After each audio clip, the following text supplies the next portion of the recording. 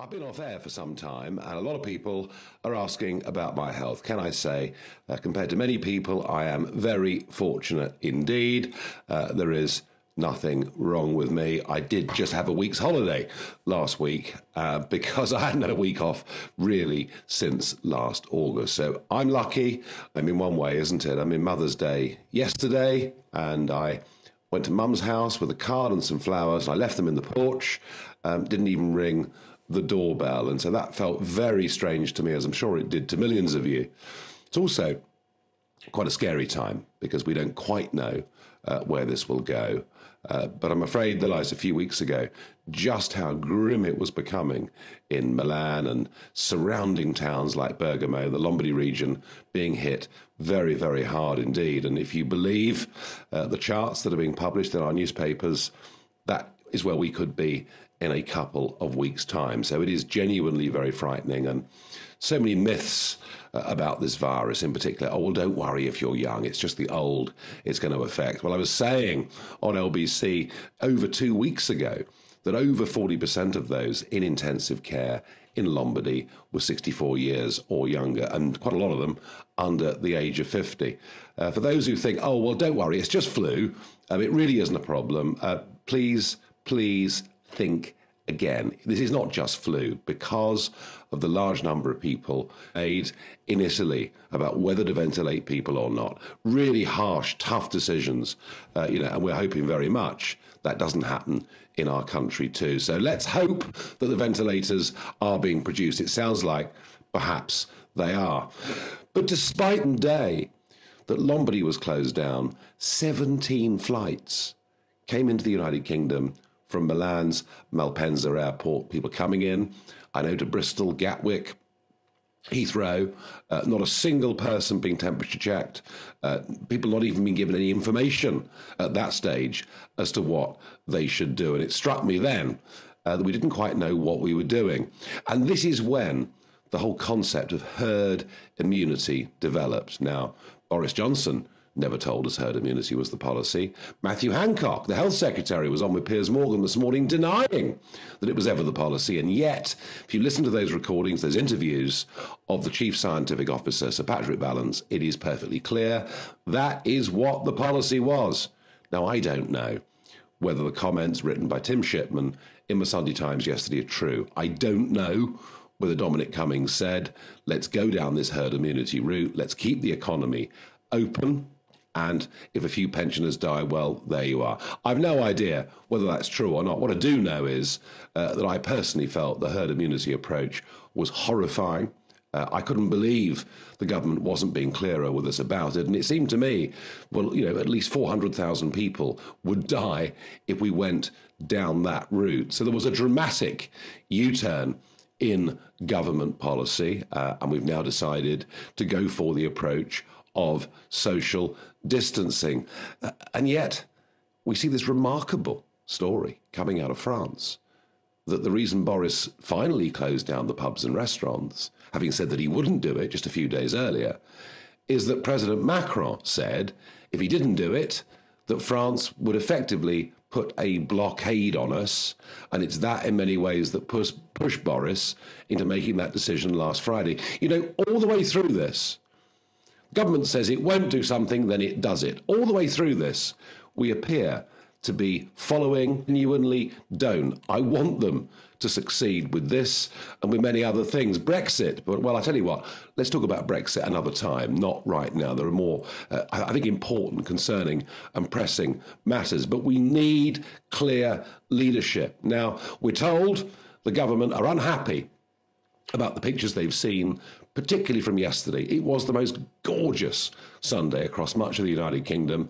And I think many people treated it rather like a bank holiday, record numbers in Snowdonia and pictures of South Coast towns and beaches full of people. And apparently the government really is not happy about this because we need to social distance. 2 meters, apparently, is the measure. Quite why they've used meters. I mean, are we fully metric? Are our road signs about to become kilometers? I don't know. But let's say a couple of arms lengths, perhaps, would be a better way of describing it.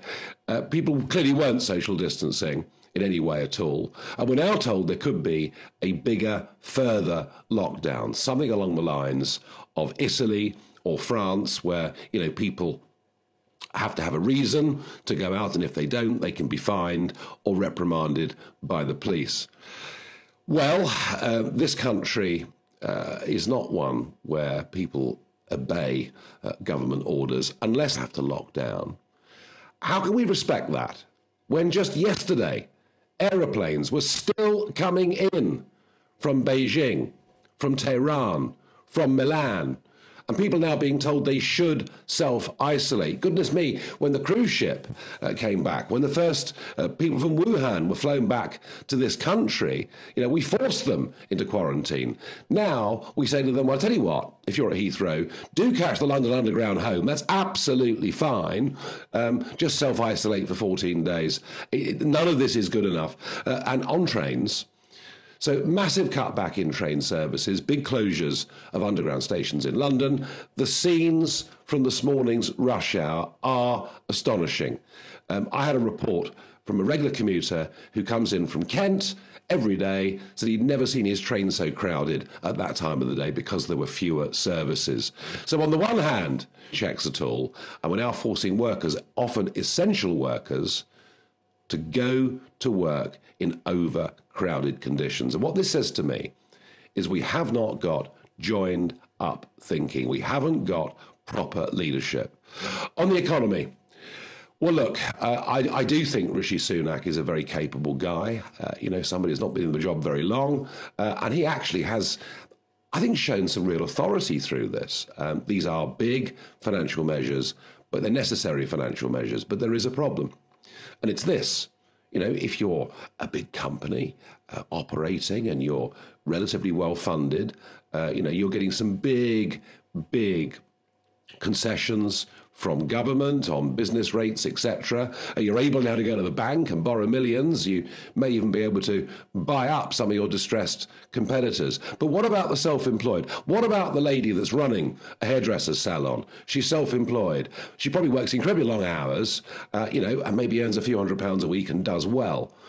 She is now facing no business and £94 a week to live on. There are 5.5 million people in this country who act as sole traders, who act running their own limited companies, and there are many, many more millions who are on 0 hours contract or do not have regular salaries because they're involved in seasonal work. And I would urge the Chancellor, you've done everything you can for the big firms.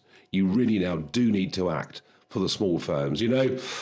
Traditionally, I'm someone that doesn't believe in big government borrowing, but the economy matters as nothing compared to, firstly, the health of the nation, nothing that I do fear for the social consequences. I want to say to all of you, this is perhaps the most difficult time of our lives that we will ever live through. I do think that social distancing is the only way forward. Please stay safe. Please keep to the rules. Don't be stupid. I know it's tempting. Listen, I'm as annoyed as anybody that the pubs are closed, but please, let's be grown up. Let's be sensible. Let's stay as safe as we possibly can. And let's remember that generations that went before us, I keep hearing these analogies with the war, generations that went before us went through a lot worse than anything we are about to go through. And we will come out of this, and hopefully, we'll be a society that cares a little bit more about our neighbours. Yeah, sure, there are people hoarding, there are people behaving badly. Crises always bring out the best and the worst in people. From what I can see in my community, with my neighbours, at the minute, it's bringing out the best in people. Stay safe. We will make America great again.